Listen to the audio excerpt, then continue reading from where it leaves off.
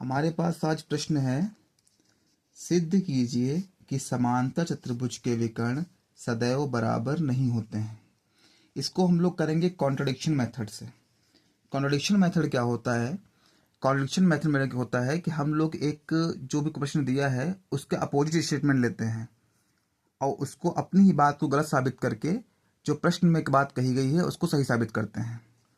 तो अगर इस प्रश्न में कहा गया है कि सिद्ध कीजिए कि समांतर चतुर्भुज के विकर्ण सदैव बराबर नहीं होते हैं, तो हम लोग कहेंगे कि सदैव विकर्ण बराबर होते हैं और इसको गलत साबित करेंगे। पहले इसका फिगर बना लेते हैं।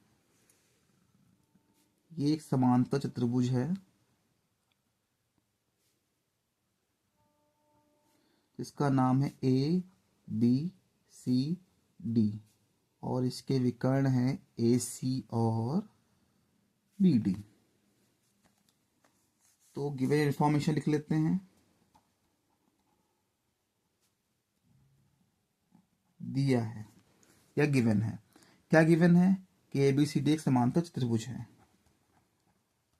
ए बी सी डी एक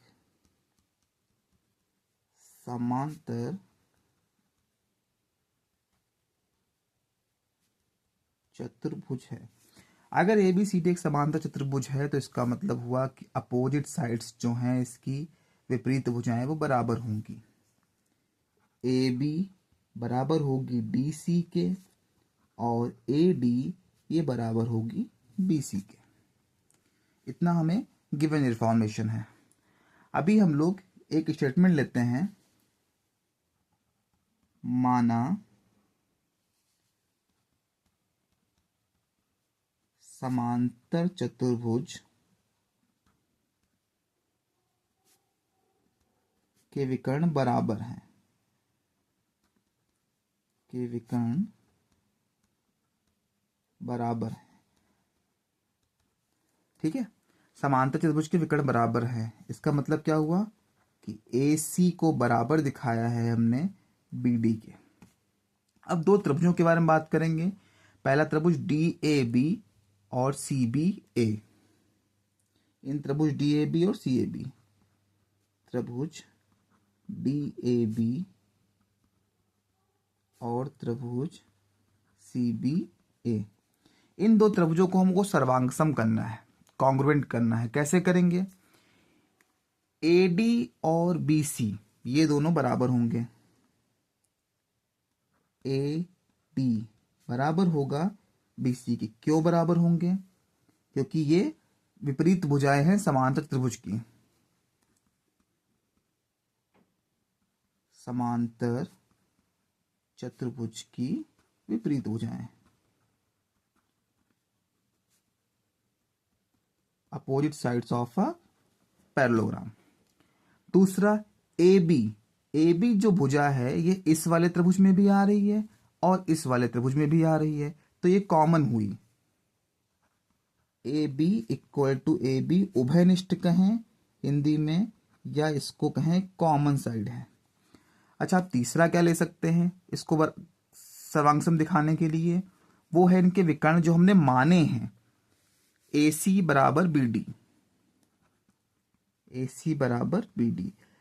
अब हमने बाई ट्रिपल एस या यूं कहें एस एस एस सर्वांग समता से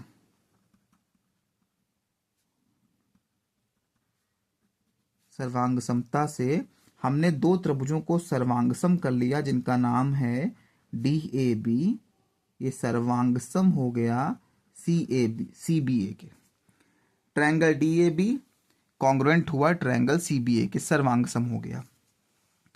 अगर ये सर्वांगसम हैं दो त्रिभुज, तो इनके जो ये कोण हैं, त्रिभुज के जो कोण है डी ए बी, ये बराबर होंगे सी बी ए के। कौन से?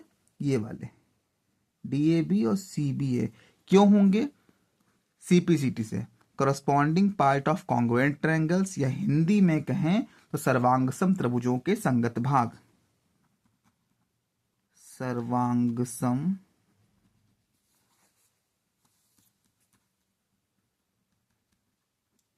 त्रिभुजों के संगत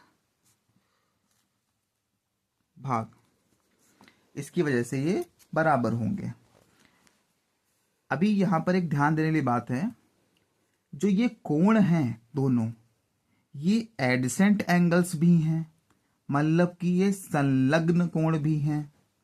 संलग्न कोण होते समांतर चतुर्भुज में, जैसे ये और ये हैं, या ये और ये आपस में संलग्न हैं, ये और ये संलग्न है, मतलब पास पास आने वाले दोनों कोण एडजेसेंट एंगल्स बोलो या इनको संलग्न कोण कह सकते हैं।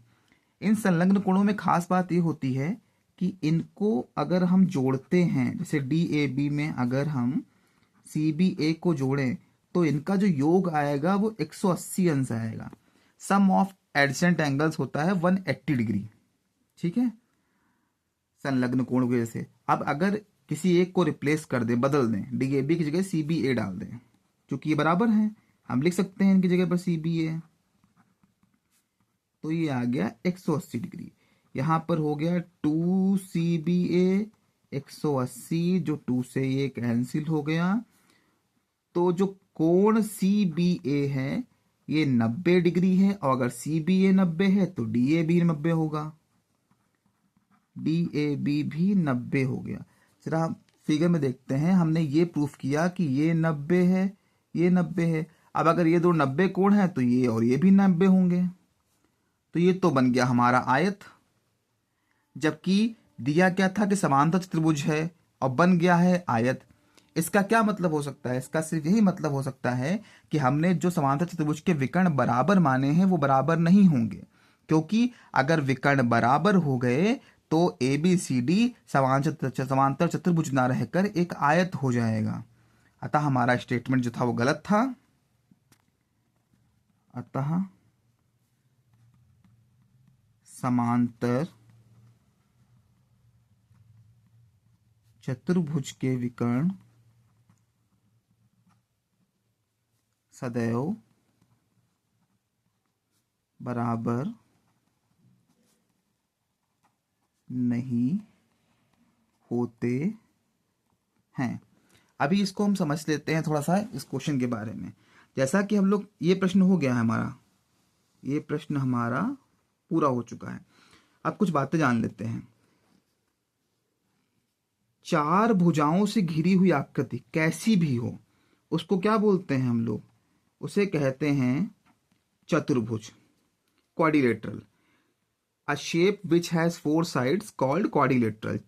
चार भुजाओं से घिरी आकृति को बोलते हैं चतुर्भुज। कैसी भी आकृति हो, वर्ग हो, आयत हो, समांतर चतुर्भुज हो, समलंब हो, सभी क्या है? चतुर्भुज हैं।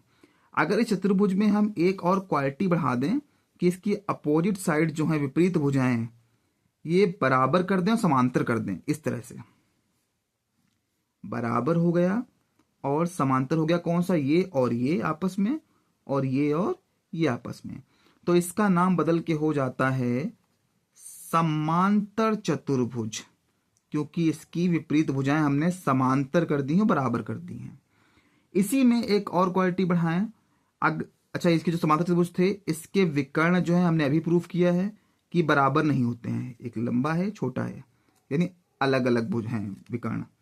लेकिन अगर इसके विकर्ण भी हम बराबर कर दें, इस तरह से विकर्ण बराबर कर दें, तो ये अपोजिट साइड जो थी विपरीत भुजा है, तो वैसे भी पैरेलल और इक्वल हैं, समांतर और बराबर हैं, और हमने विकर्ण भी बराबर कर दिए, तो अब ये समांतर चतुर्भुज कहाँ रहा? अब बन गया ये आयत। क्यों बन गया? क्योंकि ऐसा करने पर ये जो थे संलग्न कोण, ये 90 आ जाएंगे और ये बदल जाएगा आयत में। तो हम लोग एक छोटा सा जो डिफरेंस याद रखेंगे, समांतर चतुर्भुज में विकर्ण बराबर नहीं होते हैं और आयत में विकर्ण बराबर होंगे, क्योंकि बस इतना ही फर्क है आयत और समांतर चतुर्भुज में। और ये कोण तो अपने आप बराबर हो जाएंगे अगर विकर्ण बराबर होते हैं। ये है आपके प्रश्न का जवाब।